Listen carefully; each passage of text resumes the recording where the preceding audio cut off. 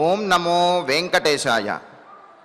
ధ్యాయేత్ ప్రాతః సురేశం రవికులతిలకం రంజితానంతలోకం బాలం బాలారుణాక్షం భవముఖ వినుతం భావగమ్యం భవఘ్నం దీప్యంతం స్వర్ణక్లుప్తైర్మణిగణనికరైర్భూషణైరుజ్వలాంగం కౌసల్యాదేహజాతం మమ హృదయగతం రామమీషత్స్మితాస్యం.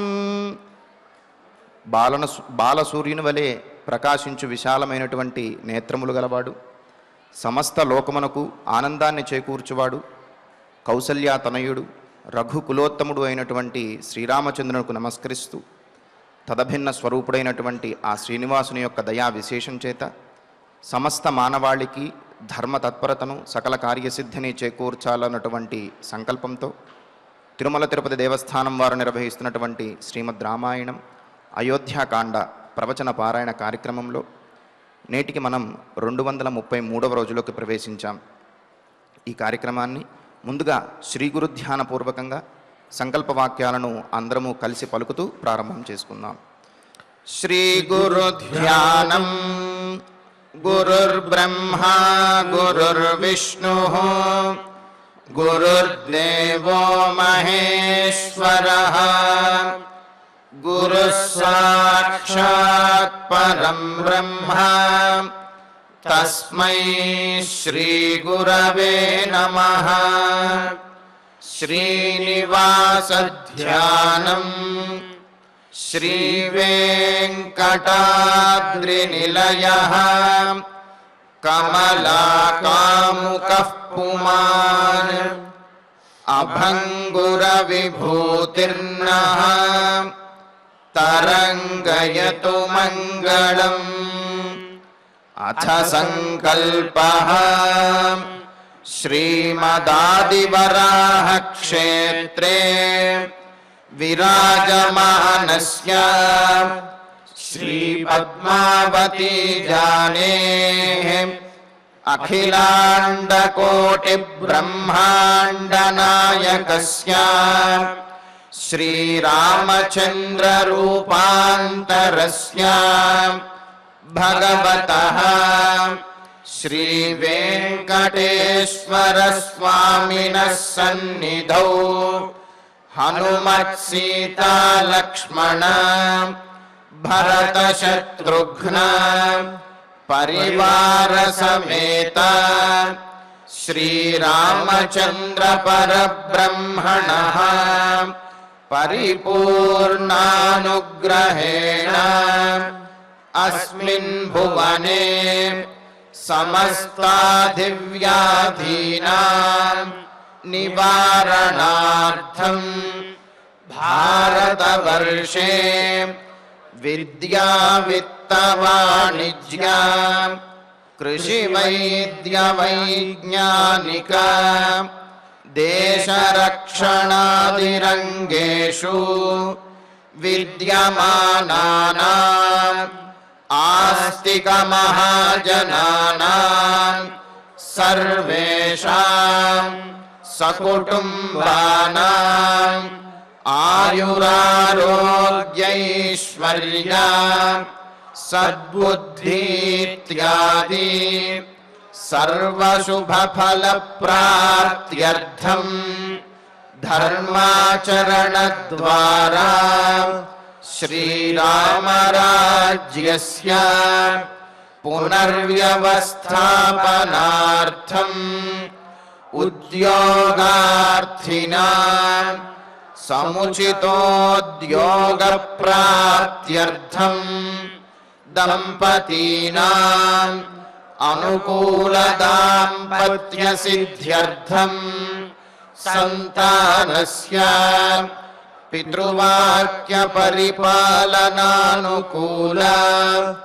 బుద్ధి ప్రచోదనార్థం సకల కార్య సిద్ధ్యర్థం గో సంరక్షణార్థం చ శ్రీమద్వాల్మీకి రామాయణే అయోధ్యాకాండే యథాశక్తి श्लोकव्याख्यानपुरःसरम् चतुर्विंश सर्गश्लोकपारायणम् तथा श्रीधन्वन्तरिमन्त्रपारायणम् च अन्योन्यसाहाय्येन आचार्यमुखेन करिष्यामहे। श्रीवाल्मीकि प्रार्थना। कूजन्तं राम रामेति मधुरं मधुराक्षरम् आरुह्य कविताशाखां वन्दे वाल्मीकि कोकिलम्।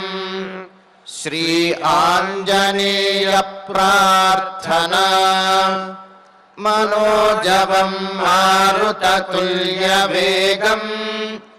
जितेन्द्रियं बुद्धिमतां वरिष्ठम् वातात्मजं वानरयूथमुख्यम् श्रीरामदूतं शिरसा नमामि। श्रीरामायण प्रार्थना। वाल्मीकिगिरिसम्भूता रामसागरगामिनी पुनातिभुवनं पुण्या रामायण महानदी। श्रीराम प्रार्थना। अयोध्याख्येतु गुर्वर्धे त्यक्त्वा राज्यं गिरौ वसन् पादुके भरतायादात् शरामः शरणं मम।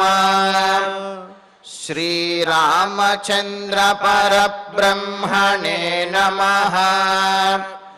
अथ श्रीमद् रामायणे आदिकाव्ये अयोध्याकाण्डे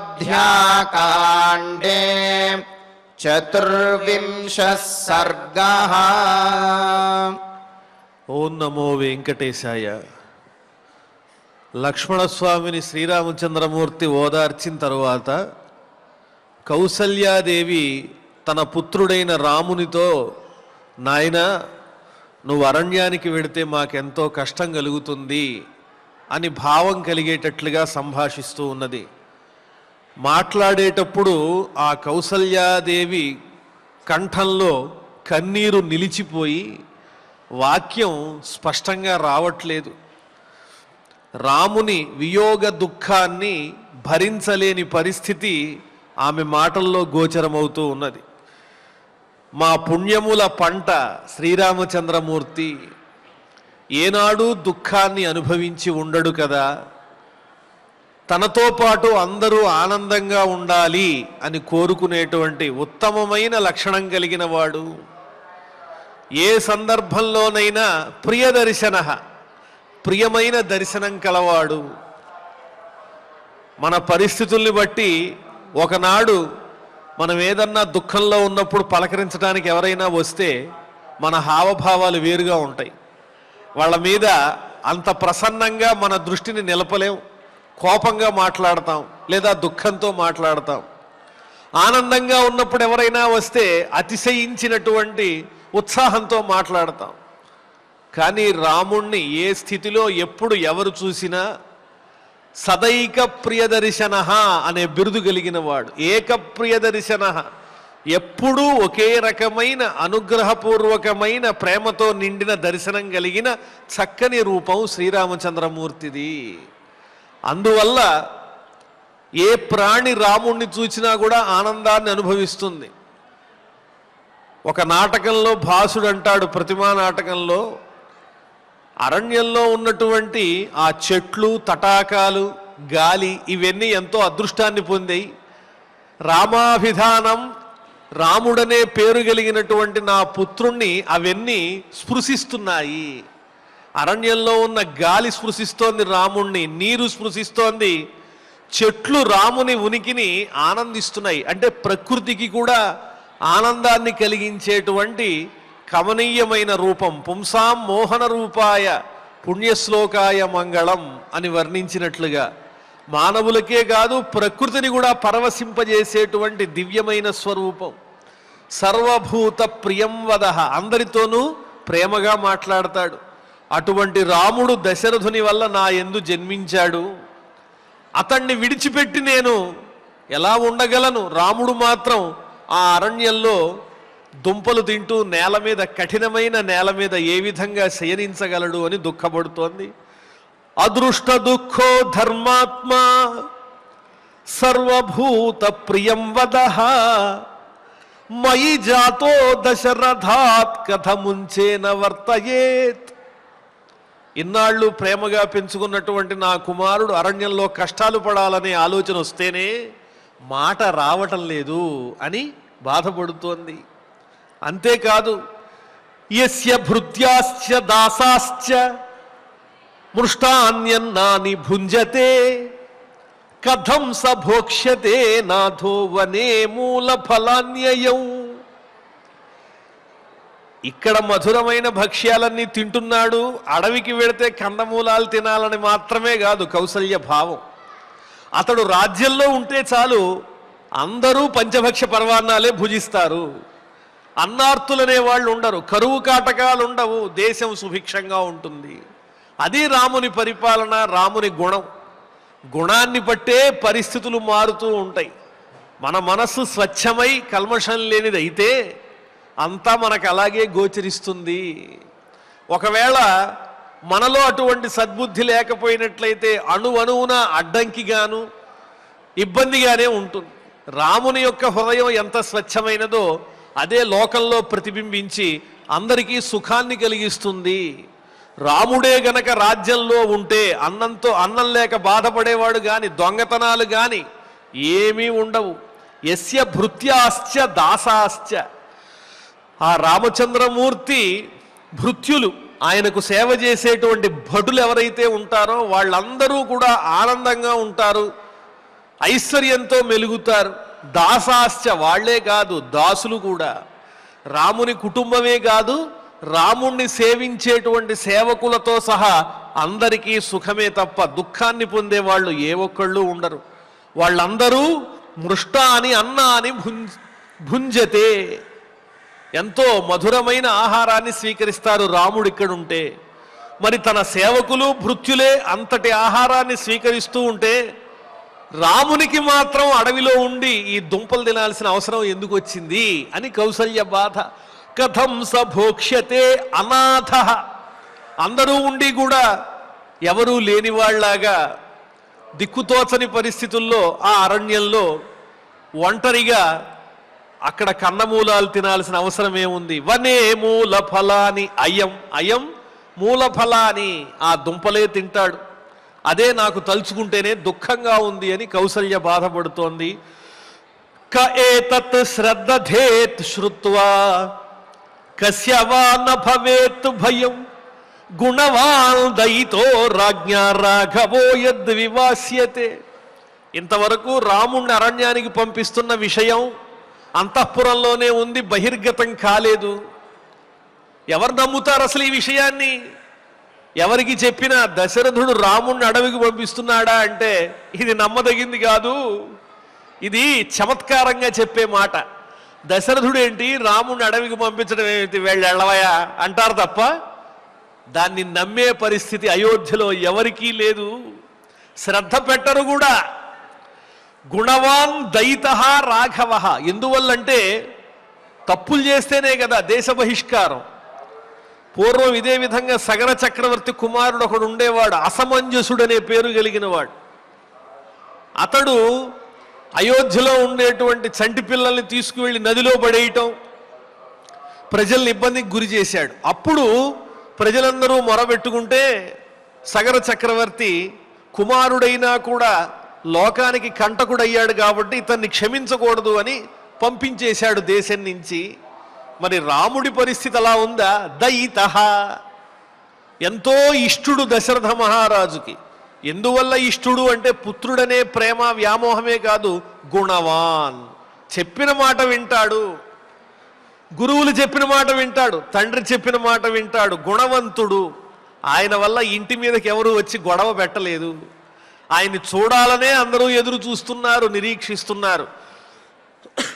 అంతటి గుణవంతుడైనటువంటి శ్రీరామచంద్రమూర్తిని దశరథుడు అడవికి పంపిస్తున్నాడంటే ఎవడు నమ్ముతాడు?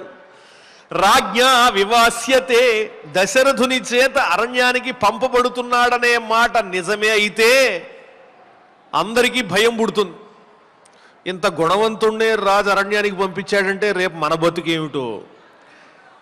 రుజుమార్గంలో సవ్యంగా పని చేసుకుపోయేవాడిని ఇబ్బందులు పెడుతూ ఉంటారు, తప్పులు చేసేవాళ్ళని విడిచిపెడుతూ ఉంటారు.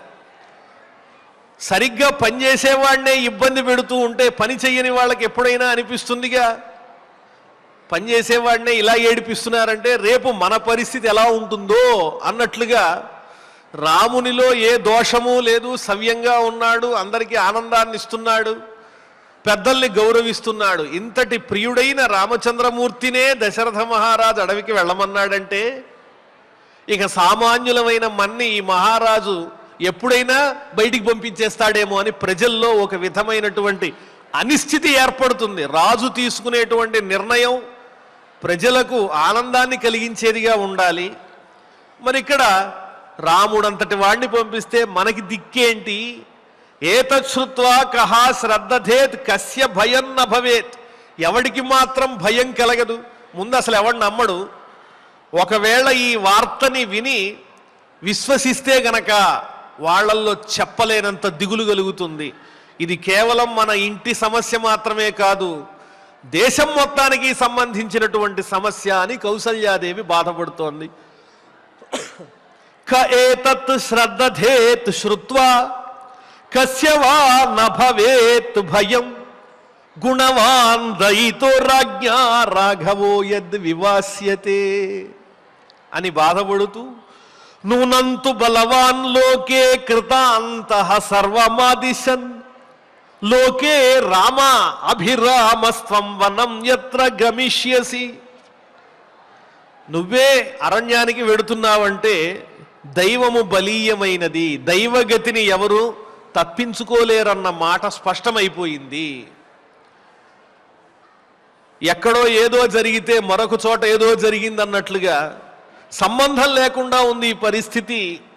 లోకంలో అభిరామత్వం, అందరినీ ఆనందింపజేసేటువంటి మనోహరమైన నీవే వనం యత్ర గమిష్యసి, ఈ పరిస్థితిలో అరణ్యానికి వెడుతున్నావంటే లోకే సర్వమాదిశన్, అందరినీ కూడా సుఖదుఖాలకు గురి చేసేటువంటి ఆదేశించేటువంటి కృతాంతః కాలమే నూనం బలవాన్, తప్పనిసరిగా బలవత్తరమైనదని నేను విశ్వసిస్తున్నాను. రాముడేమిటి, అడవికి వెళ్ళడం ఏమిటి? ఏం తప్పు చేశాడని రాముడు అరణ్యానికి వెళ్ళవలసి వచ్చింది? పోనీ భరతుడే రాజవుగాక రాముడు వెళ్లాల్సిన స్థితి అయితే లేదు కదా, తప్పు చేసిన వాళ్ళనే శిక్షించాలి. శిక్షార్హుడు కాని రామచంద్రమూర్తి అరణ్యానికి వెడుతున్నాడంటే విధి బలీయం, ఎప్పుడేమైనా జరగచ్చు అని కౌసల్యాదేవి అభిప్రాయపడుతూ ఉన్నది. నూనంతు బలవాన్ లోకే కృతాంతః సర్వమాదిశన్ లోకే రామ అభిరామస్త్వం వనం యత్ర గమిష్యసి. నువ్వు అరణ్యానికి వెడుతున్నావా నాయన?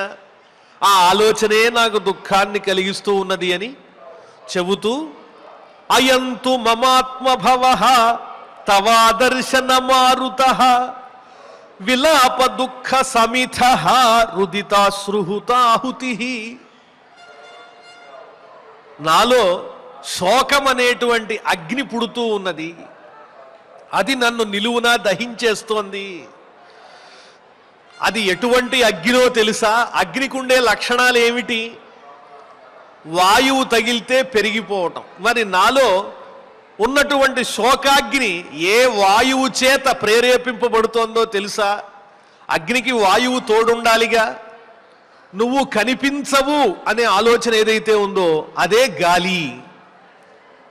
నీ వియోగమే నాలో పుట్టినటువంటి దుఃఖము, ఈ శోకము.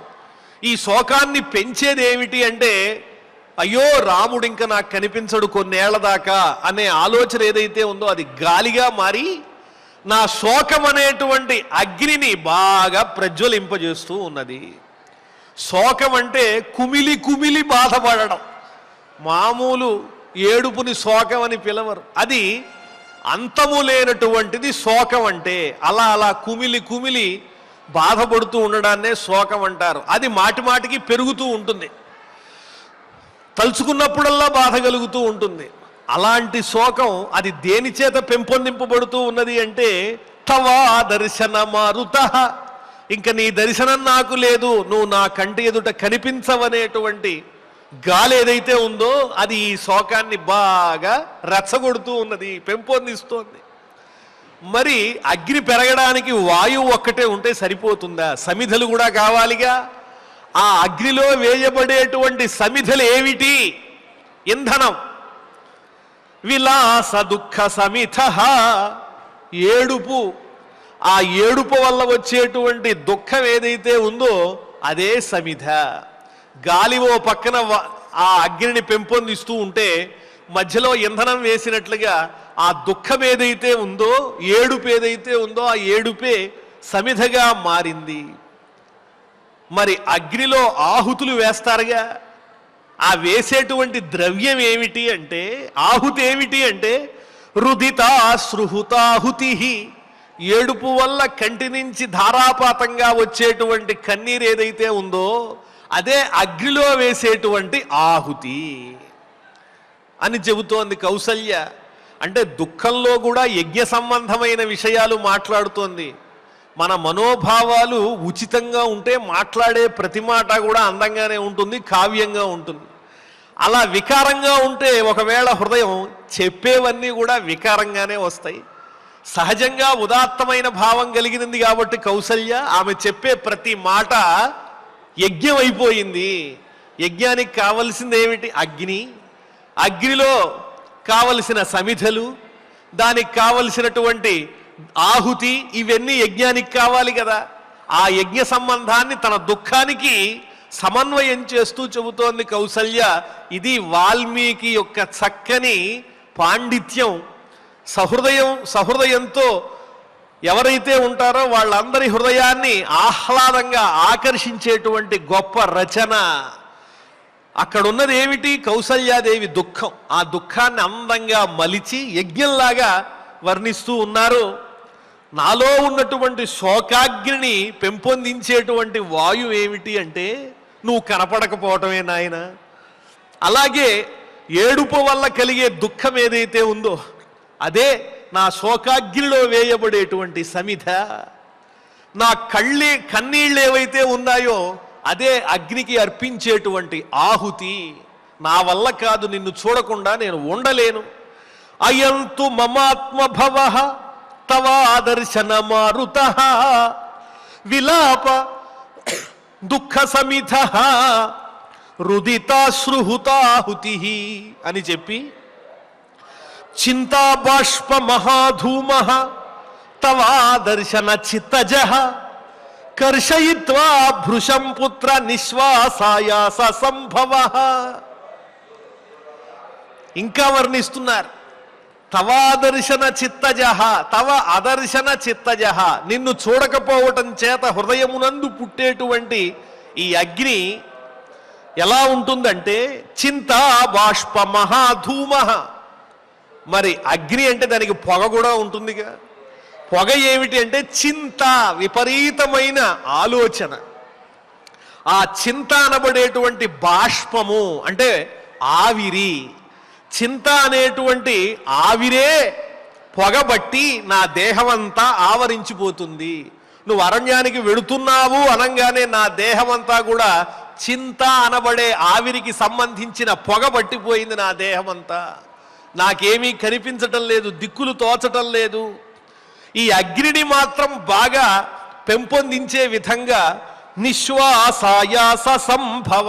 నిశ్వాసం అంటే నిట్టూర్పులు, అయ్యో రామా అనే నిట్టూర్పులు ఏవైతే ఉన్నాయో ఆ ఆయాసము, ఈ ప్రయత్నము, మానవ ప్రయత్నం వల్ల వచ్చేటువంటి నిట్టూర్పులు ఏవైతే ఉన్నాయో ఆ నిట్టూర్పుల ద్వారా ఆ అగ్ని మరింత పెరిగి ఆవిరి అనబడేటువంటి పొగ కమ్మేసి నా మనస్సునంతా కూడా దుఃఖానికి లోను చేస్తోంది ఈ శోకాగ్ని. ఇంకా నువ్వు వెళ్ళనే లేదు, వెడతావనే ఆలోచన కలిగితేనే దేహంలో ఇంత అగ్ని పుడుతూ ఉన్నది, నాకు శరీరం అంతా దహించుకుపోతోంది రామచంద్ర అని బాధపడుతూ ఉన్నది ఆ కౌసల్యాదేవి. అయం మహాన్ శోకాగ్ని చింతా బాష్ప మహాధూమ తవా దర్శన చిత్తజః కర్షయిత్వా భృశం పుత్ర నిశ్వాసాయాస సంభవ. ఈ దుఃఖాన్ని నేను తట్టుకోలేకపోతూ ఉన్నాను అని చెబుతూ, త్వయా విహీనాం ఇహ మాం శోకాగ్నిరతులో మహాన్ ప్రధక్ష్యతి యథా కక్షం చిత్రభానుర్హిమాద్యయే. మరో పక్క ప్రకృతి వర్ణన కూడా.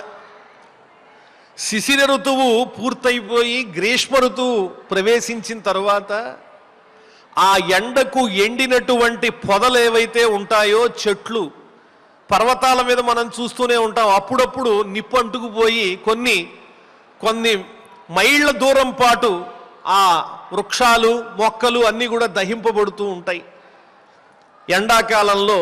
అలాగే హిమాత్యయే అంటే శిశిర ఋతువు అంతమైపోయి గ్రీష్మ ఋతువు ప్రారంభమైపోయిన తర్వాత ఏ విధంగానైతే దావాగ్నితో ఈ చెట్లు ఇవన్నీ కూడా దహింపబడుతూ ఉంటాయో, అలాగే నేను కూడా మిక్కిలి కృషింపబడిపోతున్నాను, దహింపబడుతున్నాను. శోకమనే అగ్ని చేత ఒక చెట్టులాగా గ్రీష్మ ఋతువులో చెట్టు దావాగ్ని చేత దహింపబడినట్లుగా నేను కూడా దహింపబడిపోతూ ఉన్నానని చెబుతూ ఉన్నది. త్వయా విహీనామిహ మాం శోకాగ్ని రతులో మహాన్. నీ చేత వియోగమును పొందినటువంటి నన్ను ఇక్కడ అతులహ మహాన్ శోకాగ్ని, అంతులేని గొప్పదైన శోకమనేటువంటి అగ్ని, హిమాత్యయే చిత్రభాను కక్షం యథ.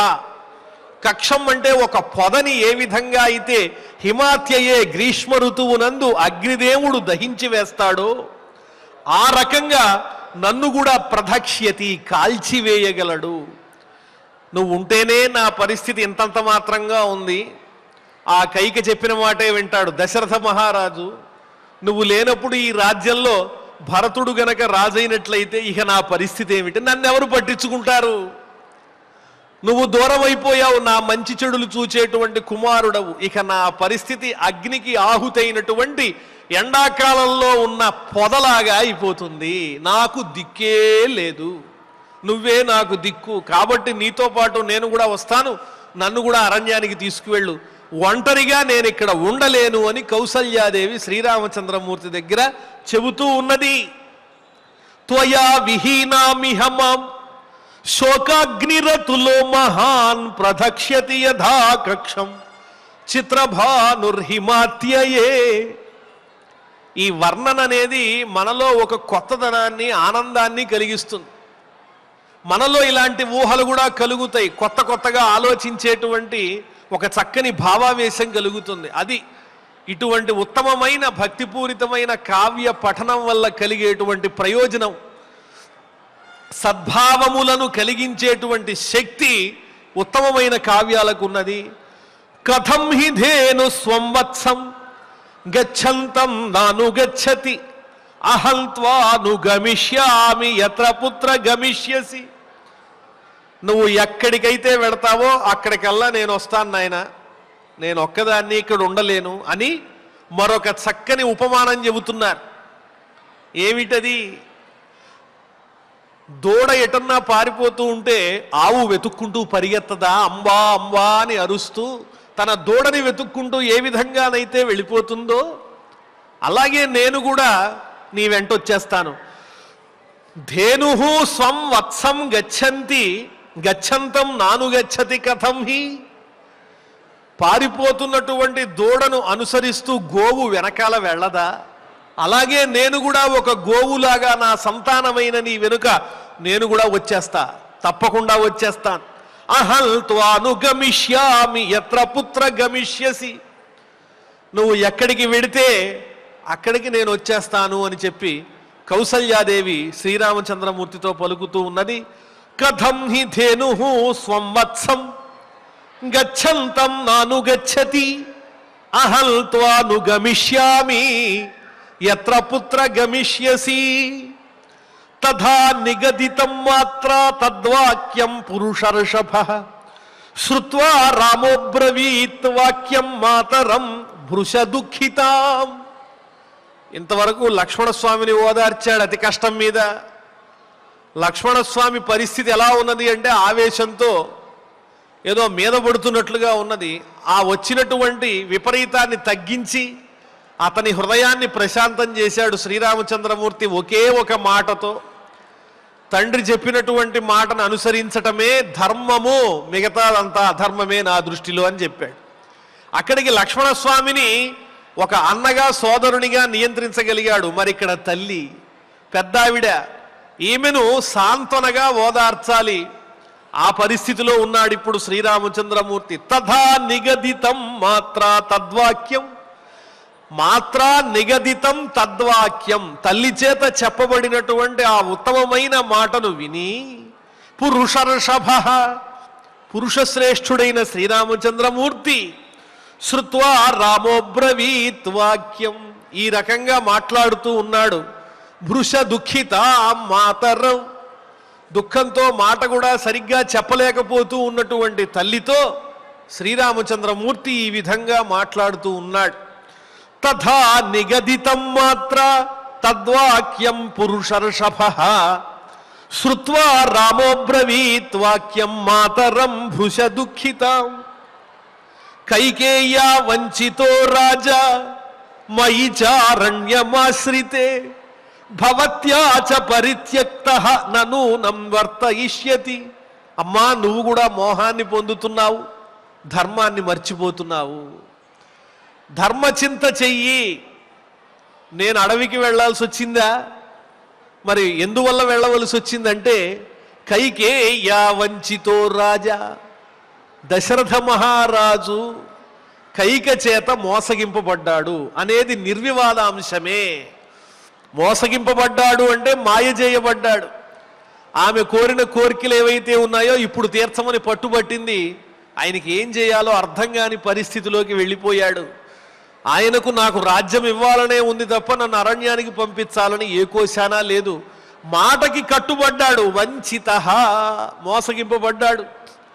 మరి ఈ స్థితిలో మహారాజు ఏ విధంగా ఉంటాడు? బేలగా ఉంటాడు, ధైర్యం లేకుండా ఉంటాడు. ఆయనలో నేను అరణ్యానికి వెడుతున్నాననే దుఃఖమే ఎక్కువగా ఉంటుంది. అటువంటి మహారాజు మళ్ళీ కైక ముఖం చూడటానికి ఇష్టపడతాడా? ఇష్టపడాడు. అలాంటప్పుడు ఆయనకు తోడుగా ఎవరుండాలి? నువ్వే ఉండాలి. మయి చారణ్యమాశ్రితే, మయి అరణ్యమాశ్రితే. నేనేమో అరణ్యానికి వెళ్ళిపోతున్నానా? మహారాజేమో కైక చేత మోసగింపబడి దుఃఖంలో ఉన్నాడా? ఇక భవత్యా చ పరిత్యక్తః, నీ చేత కూడా విడువబడితే మరి ఆయన పరిస్థితి ఏమిటి? మహారాజు గారి పరిస్థితి ఏమిటి? నన్ను వర్తయిష్యతి, ఇక ఆయన జీవించి ఉంటాడని చెప్పటానికి ఏమాత్రమూ అవకాశం లేదు, ఆశ లేదు. చివరి స్థితిలో ఉన్న దారుణమైన స్థితిని నేను గుర్తించాను. దశరథ మహారాజుకి ఏమాత్రము ఆనందము లేదు, దుఃఖపడుతున్నాడు. నా వియోగాన్ని ఆయన తట్టుకోలేడు నీలాగే. కైక మోసం చేసింది, నేనేమో అరణ్యానికి ఎడుతున్నాను.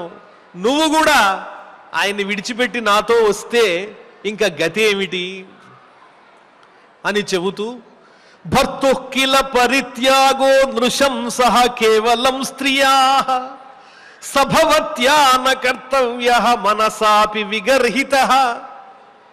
నువ్వింత పెద్దదానివి కదా, కొన్ని విషయాలు ధర్మాలు మర్చిపోతున్నావమ్మా. నువ్వు భర్తని విడిచిపెట్టడం భార్యకు తగినది కాదు. భర్త అంటే ఎవరు? పరం నార్యాః భూషణం భూషణాదపి. అన్ని అలంకారముల కన్నా నిజమైన అలంకారం ఏమిటి అంటే భర్తయే, ప్రత్యక్ష దైవము. నన్ను ప్రేమతో నన్ను అనుసరించటం అనేది తప్పు. పుత్రుల కన్నా, తన సంతానం కన్నా జీవించి ఉన్నంత వరకు భర్తని అనుసరించటమే భార్య ధర్మమని శాస్త్రం చెబుతూ ఉన్నది.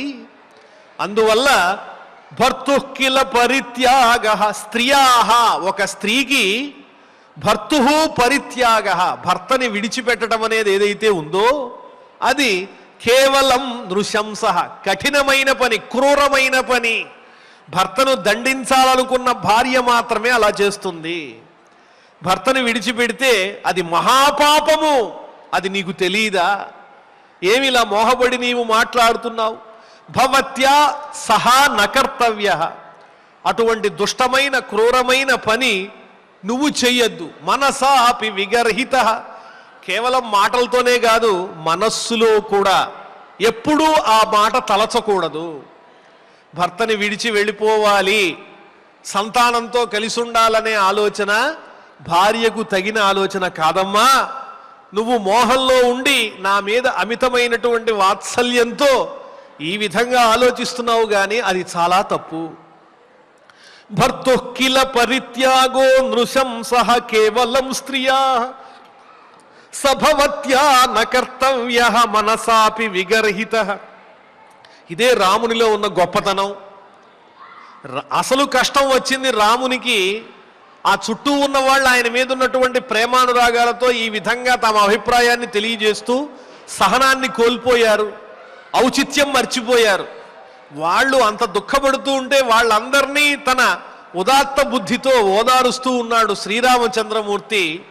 అంటే కష్టం వచ్చినప్పుడు సుఖం వచ్చినప్పుడు సమానమైనటువంటి భావన ఉన్నటువంటి వాళ్లే ఉదాత్తమైన పురుషులని పిలవబడతారు. మహాసత్వోతి గంభీర కృపావాన్ అవికత్తన, గొప్ప పరాక్రమం కలిగిన వాడు, అలాగే గాంభీర్యము కలిగిన వాడు, మోసం చెయ్యని లక్షణాలు కలిగిన వాడు ఎవరైతే ఉంటారో అతడే ఉత్తమమైన నాయకుడు అని పిలవబడతాడు అని ఆలంకారికులు వర్ణించి చెప్పారు.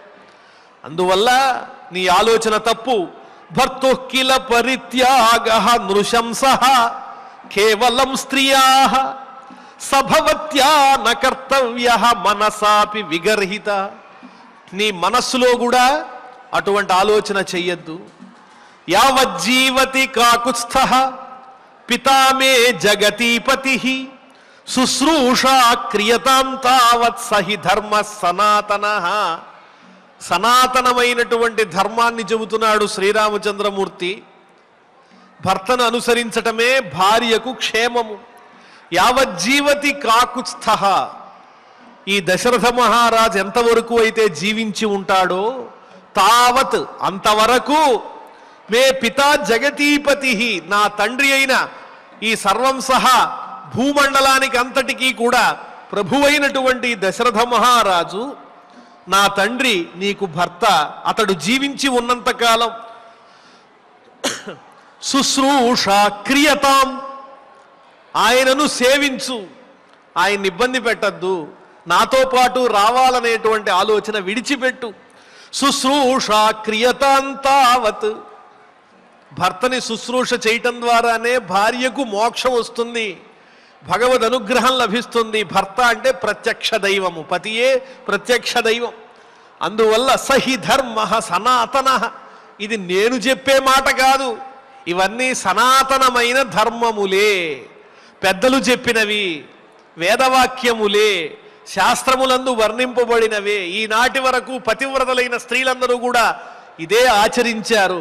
అదే నువ్వు కూడా ఆచరించమ్మా, అదే నీకు మంచిది. నాతో పాటు భర్త జీవించి ఉండంగా నీవు అరణ్యానికి రావటం అనేది తిరస్కరింపదగినటువంటి విషయము. లోకులెవ్వరూ మెచ్చరు. సీతాదేవి చెబుతుంది, మానవుడైనా ఎన్ని కష్టాల్లో ఉన్నా అడవిలో ఉన్నప్పటికీ రాముడే నా దైవము.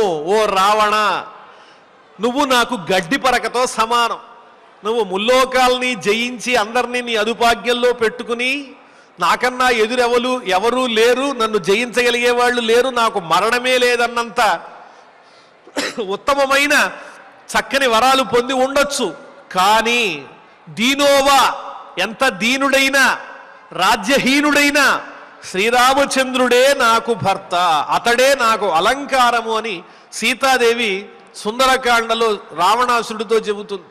అలాగే అదే భావాన్ని ఇప్పుడు శ్రీరామచంద్రమూర్తి తన తల్లి అయినటువంటి కౌసల్యకు వినయపూర్వకంగా వినతి చేసుకుంటూ ఉన్నాడు. అమ్మా, ఎంతవరకు అయితే దశరథుడు జీవించి ఉంటాడో అంతవరకు నీవు ఇక్కడే ఉండవలసింది. శుశ్రూషాక్రియత, భక్తి ప్రపత్తులతో సేవించు. ఎందుకంటే ఇంకా కైకను చూడటానికి కూడా ఆయన ఇష్టపడడు.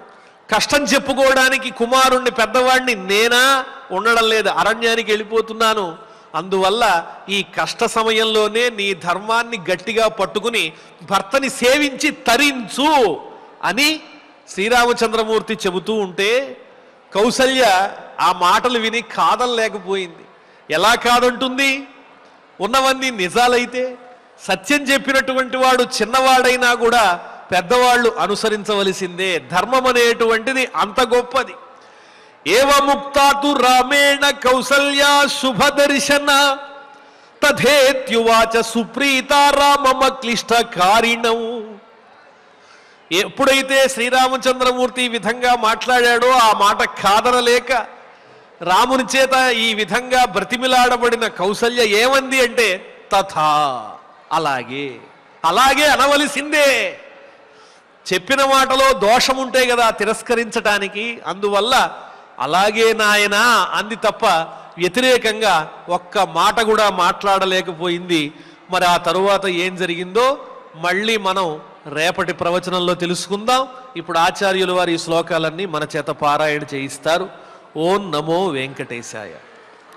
అదృష్ట దుఃఖ అదృష్ట దుఃఖ ధర్మాత్మా ధర్మాత్మా సర్వభూత సర్వభూత ప్రియం వదః ప్రియం వదః సర్వభూత ప్రియం వదః సర్వభూత ప్రియం వదః మయి జాతః మయి జాతః దశరథాత్ దశరథాత్ కథముంచేన కథముంచేన వర్తయేత్ వర్తయేత్ యస్య భృత్యాశ్చ యస్య భృత్యాశ్చ దాసాశ్చ దాసాశ్చ మృష్టాన్యన్నాని మృష్టాన్యన్నాని భుంజతే భుంజతే కథం సహ కథం సహ భోక్ష్యతే నాథః భోక్ష్యతే నాథః వనే వనే మూలఫలాన్యయం మూలఫలాన్యయం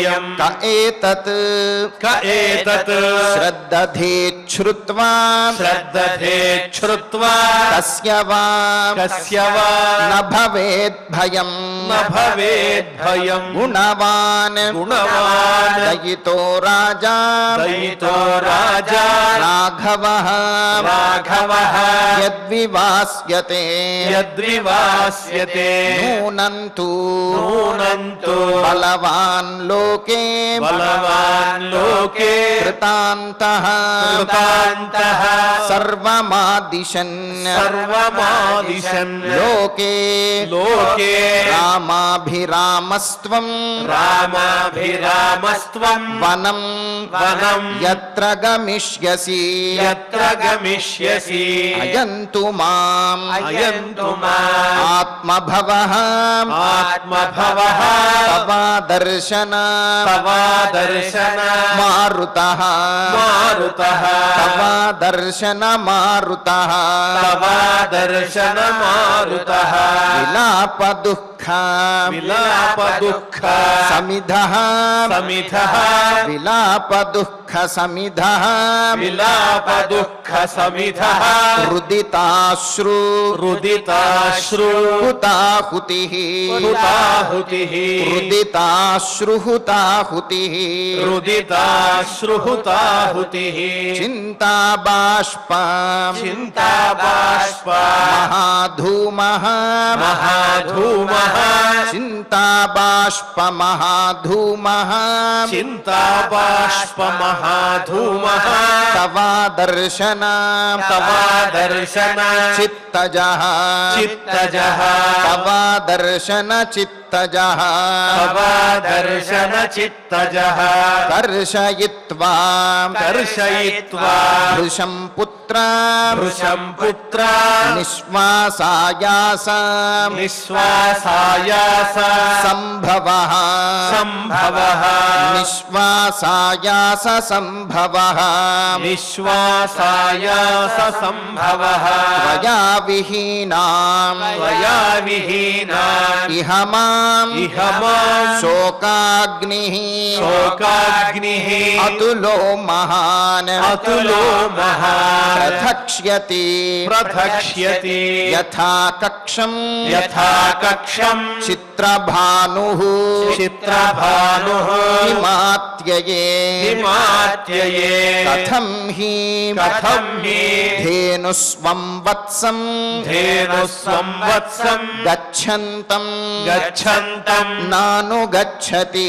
నానుగచ్చతి అహం త్వాం అనుగమిష్యామి అనుగమిష్యామి పుత్ర యత్ర పుత్ర యత్ర గమిష్యసి గమిష్యసి తథా నిగదితం తథా నిగదితం మాత్ర మాత్ర తద్వాక్యం తద్వాక్యం పురుషర్షభః పురుషర్షభః శ్రుత్వా రామః శ్రుత్వా రామః అబ్రవీద్వాక్యం అబ్రవీద్వాక్యం మాతరం మాతరం భృషదుఃఖితాం వృషదుఃఖితా కైకేయ్యాం కైకేయ్యా వంచితో రాజా వంచితో రాజా మయి చారణ్యం మయి చారణ్యం ఆశ్రితే ఆశ్రితే భవత్యా చ భవత్యా చ పరిత్యక్తః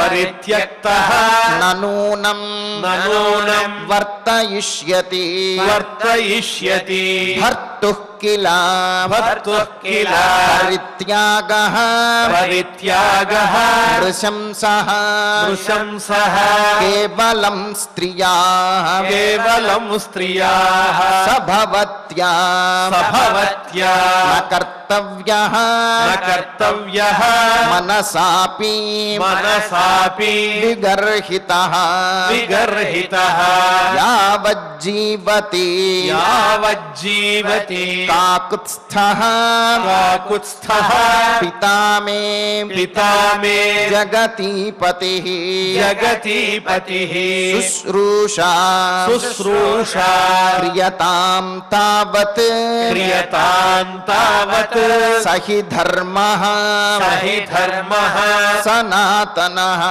సనాతనః ఏవముక్తాతు ఏవముక్తాతు రామేణ రామేణ కౌసల్యా కౌసల్యా శుభదర్శనా శుభదర్శనా తథేత్యువాచ తథేత్యువాచ సుప్రీతా సుప్రీతా రామం రామం అక్లిష్టకారిణం అక్లిష్టకారిణం ఇత్యార్షే ఇత్యార్షే శ్రీమద్ రామాయణే శ్రీమద్ రామాయణే ఆదికావ్యే ఆదికావ్యే అయోధ్యాకాండే అయోధ్యాకాండే చతుర్వింశే సర్గే చతుర్వింశే సర్గే త్రయోదశ శ్లోకాః.